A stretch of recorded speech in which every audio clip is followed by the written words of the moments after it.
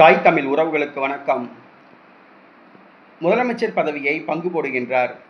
முதலமைச்சர் பதவியை பங்கு போடுகின்றார் என்ற தலைப்பில் இந்த காணொளியை காண்கிறோம்.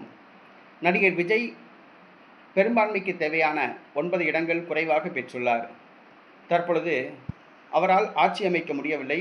15 நாட்கள் அவகாசம் கேட்டுள்ளார் கவர்னரிடம். இந்த சூழ்நிலையில் ஆட்சி அமைக்க மற்ற கட்சிகளிடம் குதிரை பேரம் நடத்தி வருகிறார்.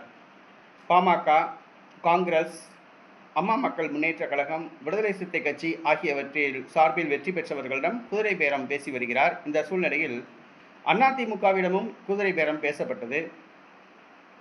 ஆனால் எடப்பாடி பழனிசாமி அவர்கள் சுழற்சி முறையில் முதலமைச்சர் பதவி வேண்டும் என்று கேட்கிறார்.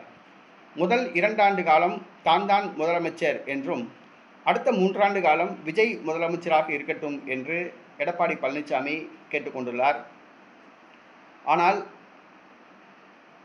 நடிகர் விஜய் தரப்பிலிருந்து அதிமுகவுக்கு அமைச்சர் பதவி மட்டும் வழங்கப்படும் என்று உறுதி கூறப்பட்டுள்ளது. சுழற்சி முறை முதலமைச்சர் பதவியோ துணை முதலமைச்சர் பதவியோ வழங்கப்படாது என கூறப்பட்டுள்ளது. ஆனால் எடப்பாடி பழனிசாமி சுழற்சி முறையில் முதலமைச்சர் என்றால் கூட்டணி என்று தெரிவித்துள்ளார்.